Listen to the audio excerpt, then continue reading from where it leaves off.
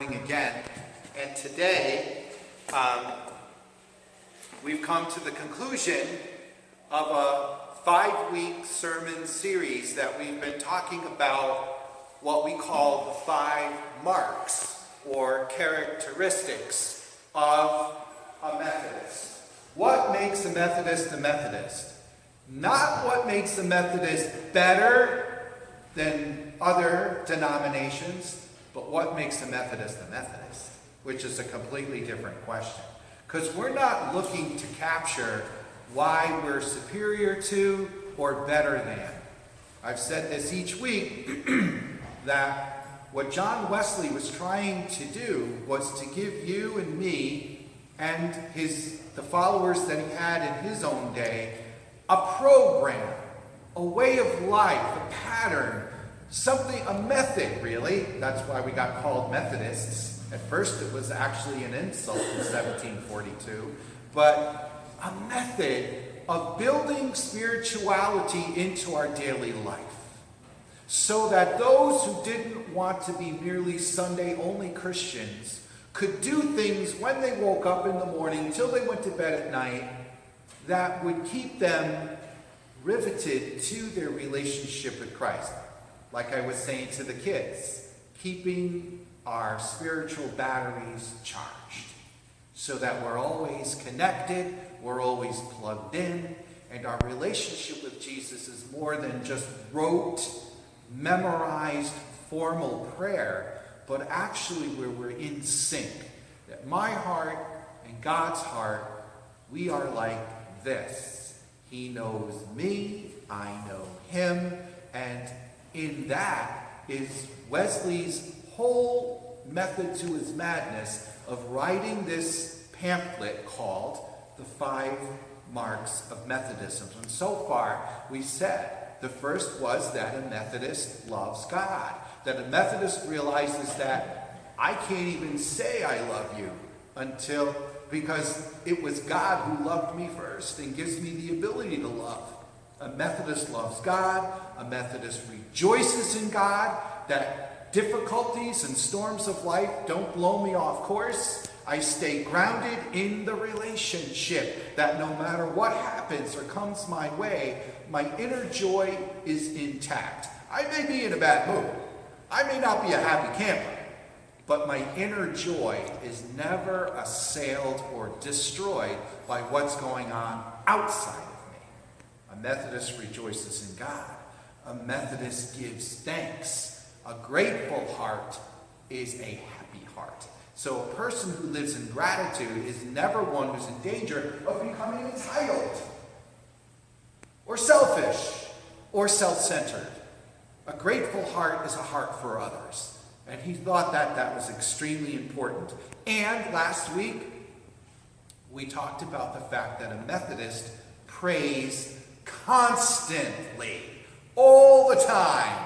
When you're driving the car, running the vacuum, emptying the dishwasher, running errands, going to work, sitting in your workplace, whatever you're doing, raising your kids, being there, going to soccer games, doing here, going there. I'm praying all the time. I'm praying all the time. Not just 3 times a day or 5 times a day, but all the time. And those first 4 marks, loving God, rejoicing in God, thanking God, praying constantly, are all designed to get us there. That a Methodist loves others. Now, I can read John and Aaron's mind right now. They said, we got up at 6 o'clock and drove all the way here from Rhode Island to get here, so that I could see that a Methodist loves others. Well, no kidding, Pastor Jim. I knew that. You could have just emailed that to me. It saved me gas, time, Dunkin' Donuts, or Dunkin', gas. But we're going deeper. Wesley wanted to take us into the deeper end of the pool. Yes, a Methodist loves others, but I want to say that is the most difficult one of all. All the others are, I can be happy in God. I can thank God. I can rejoice in God. Those are relatively easy. That's not a hardship. But now you're putting people in front of me. And you're telling me that I have to love them. Well, okay. I love my family. I love my friends. But now you're adding more people in the mix. And you're saying not just the people that it's easy to love, not just the people who I admire, look up to, and enjoy spending time with. You're asking me to love all people, including the people who are most difficult to love, to get along with, to live with, to put up with. And I think John Wesley spent the bulk of his writing on this particular and last mark of a Methodist.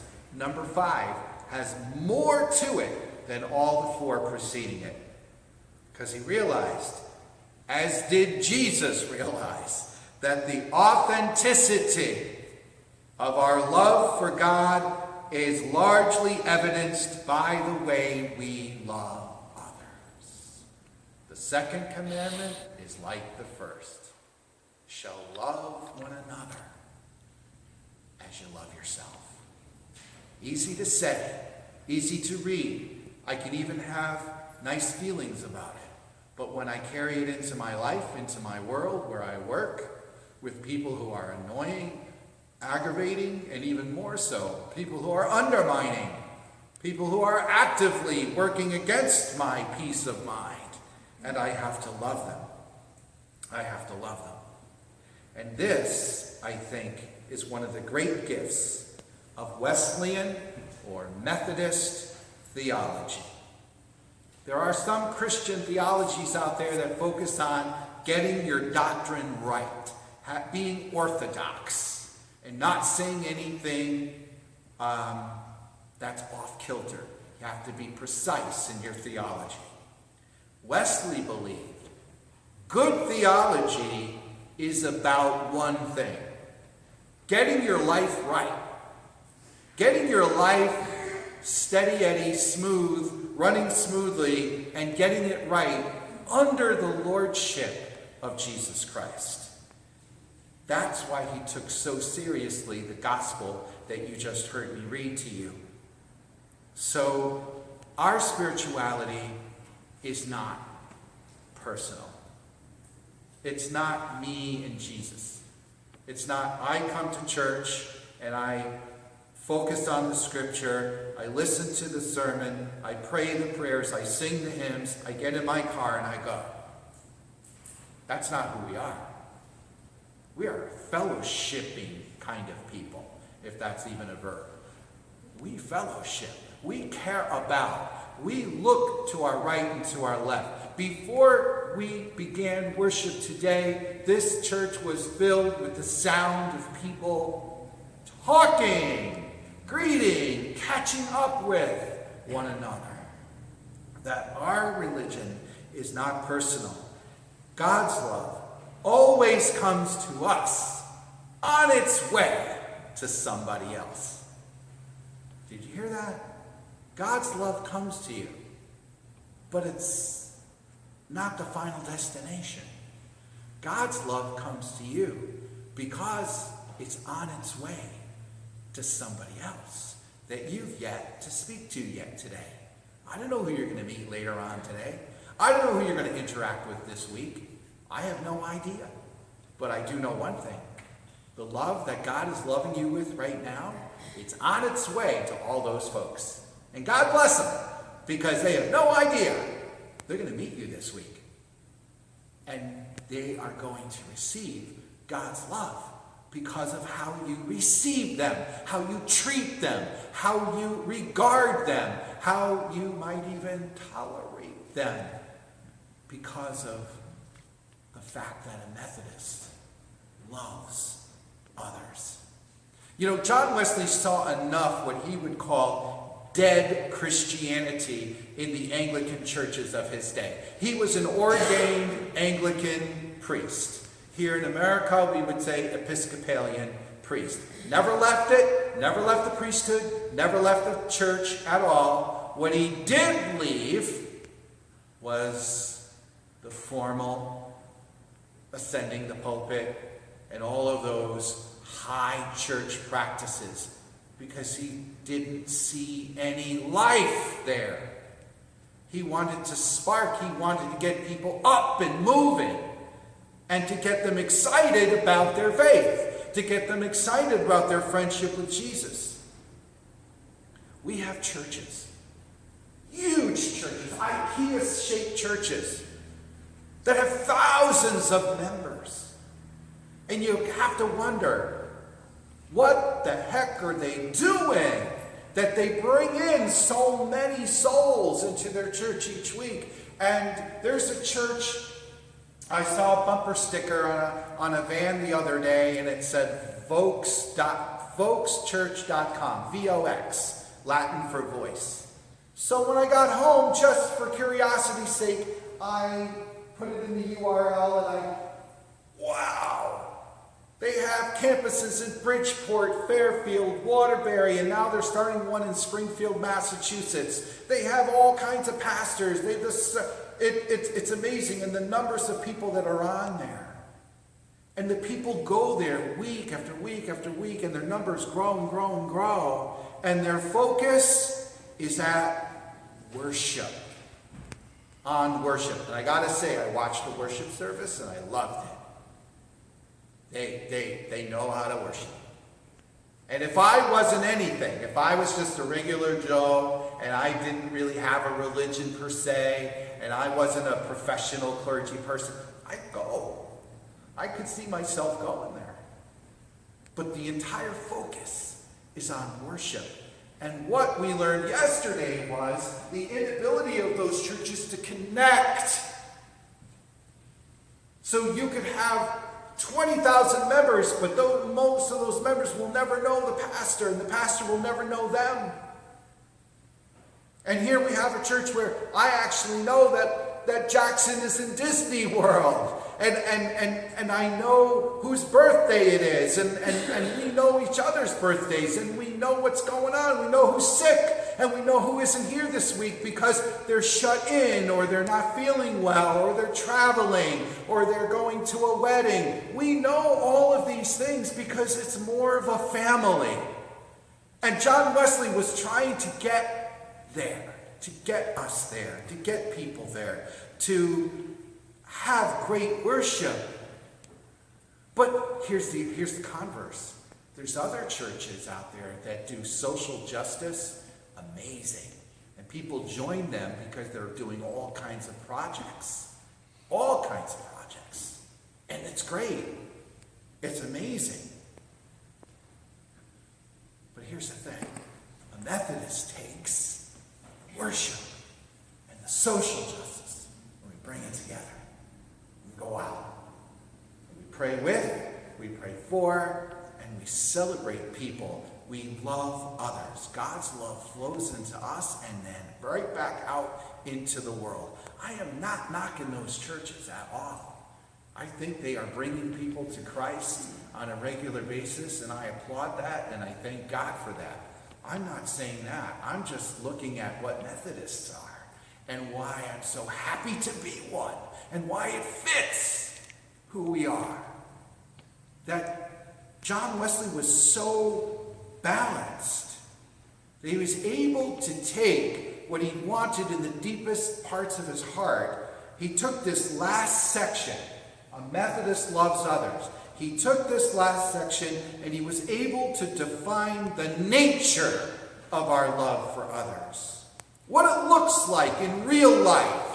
Not Pollyanna, kind of make-believe, feel-good, warm, fuzzy kind of love, but a real love. This is where the rubber of the Methodist faith hits the road.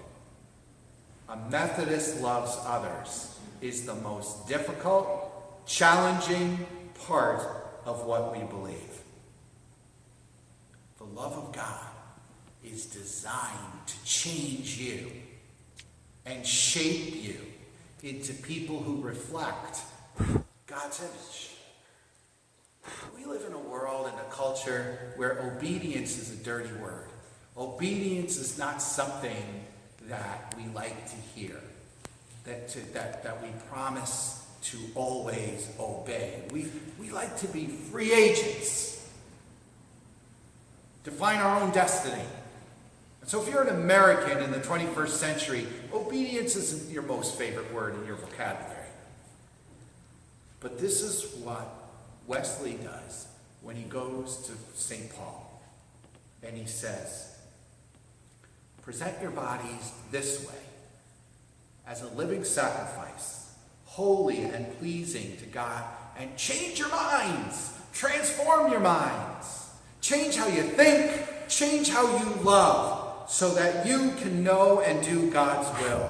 And when you do that, everything gets put into perspective, and we don't think that we're better than anyone else. And we discover our vocation within the body of Christ, that we can show love how? We can show love without pretending. We're not fake. Our love is real.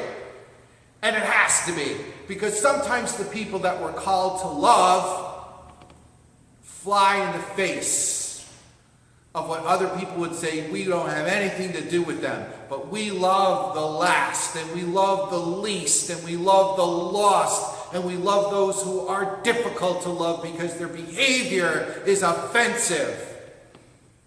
How do you love those kinds of people? What do you do with that demand? If you watched TV this past week, how do you put that to practice? No matter what side you feel yourself drawn to, you gotta love everybody you saw on the TV screen. Every senator, every player in that drama, we're called to love. That ain't easy. That is not easy. So this sermon isn't meant to make you feel good at all. It's meant to create a crisis for you. A crisis of the heart. To say, this is where my Methodism hits the rubber of it hits the road. It's the heart of the matter. It's everything. A Methodist loves others. And it's not something, but here's the good news. Here's the good news. The love that John Wesley's talking about is not a love that I have to conjure up all by myself, that I have to get myself there, that I have to pedal this bike uphill to get myself to love someone who's just so awful or so reprehensible. When I'm pedaling that bike, what is the steam? What is the fuel that gets my legs to pump those pedals to get that bike to the top of the hill? It's enabled by the love of God that's infused in us. I'm using Wesley's own language. It's infused within us by the power of the Spirit. That's why we celebrate the anniversaries of baptism. To know how important that is, that Riley and Noah and all the children who have been baptized, you and I who have been baptized, have that love already. It's infused in us. We've got it. It's there. We just need to activate it and to recognize it and to call on it. And it's not something we do under our own steam, but loving people that's most difficult to love, we don't do that under our own steam. You don't have to create it or invent it. It's already given to you. It's almost like if you're a salesperson and they give you all the leads. Here's your leads. You don't have to cold call. You don't have to find your own. You don't have to go to a networking meeting. God's given it. It's prepackaged. The love that you need is already inside you. And we do good to all. To neighbors, to strangers, to friends, to enemies. We do good to their bodies. We feed others. We clothe those. We visit those in prisons. Prisons, whether it's real jail or addiction or bad relationships, we visit them. We don't judge them. We just visit them and we love them. And we do good to their souls. We share Christ with other people. To share what he's done for us.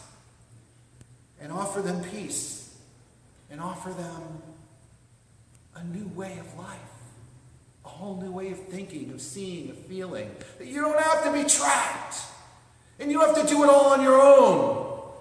And whatever is weighing you down, whatever all those little mini crosses that are pulling at you and nagging at you and creating you to feel sometimes depressed or sad or hopeless or just helpless or powerless over the situation,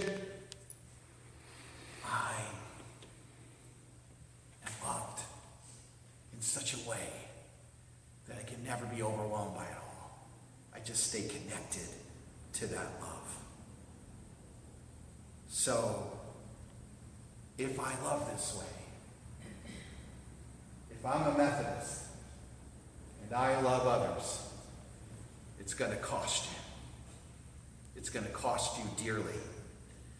It's going to cost you some self-indulgence. It's going to cost you some self of your own pride and your own self-righteous anger. That's got to go. You can't hold on to it. Some sense of your own security. You have to let go of yourself.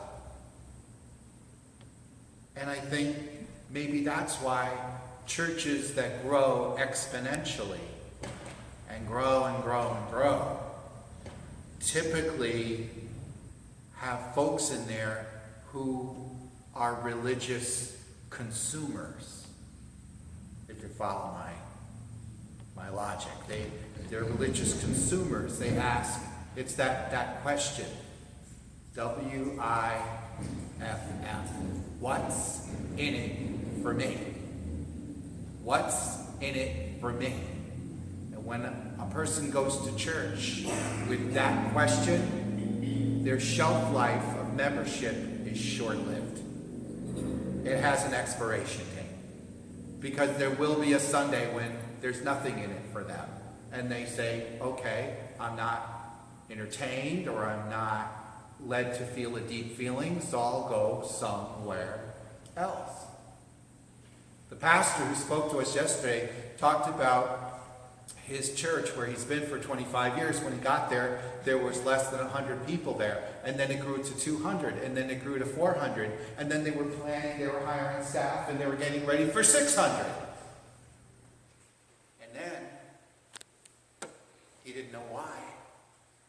He said, my church went down to less than 100. I wasn't expecting to hear that. I was expecting to hear another miraculous story. And he talked about being in a deep depression about it and took a leave from ministry to get to understand what had happened. And one of the reasons that he offered to us was a lot of the folks went to a different church where they got a different, better, higher experience. He called it entertainment.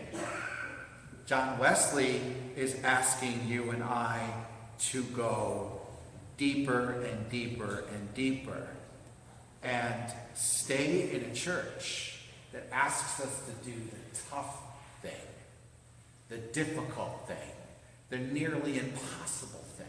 Impossible if we were doing it all on our own. But I don't have to love you under my own steam, and you don't have to love me under your own steam. The fact that we can even love comes from God himself.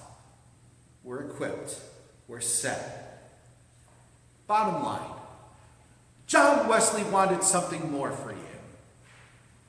He wanted something so much more for the people called Methodists. He wanted every single one of us, in his words, to come to the measure of the stature of the fullness of Christ. He wanted people who were so infused with God's love to the point that they couldn't help themselves but radically love others in ways that even they themselves found confusing and yet intriguing too.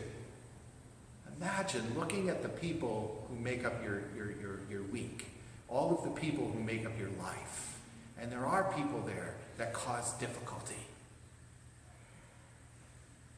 Imagine radically loving them in a way that confuses even you. How did I do that? How was I not fake, not putting on nice face and being being false, but being true and genuinely loving. Imagine that. So that's the call. That's the call. So why are you here? Why are you here? If not already drawn by the God who loves you. So, to wrap it all up, it's been a great sermon series for me. I've learned a ton about John Wesley, about our Methodist faith. There's always something new to learn. And we've learned what it really means to be a Methodist, what it really means to be a disciple of Jesus Christ. Can you take this new heart? Will you nurture a deep and abiding love for God? Will you rejoice in what God has done for you in Jesus Christ? Will you give thanks in every circumstance because you know that God is always with you? Will you pray constantly, all day, every day, recognizing that all God wants is just to give you his goodwill?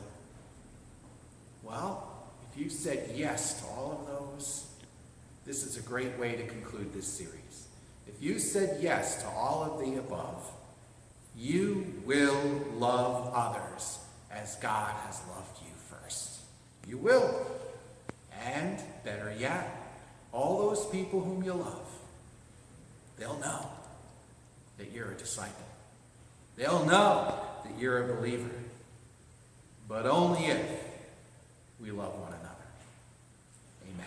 Amen. God bless you.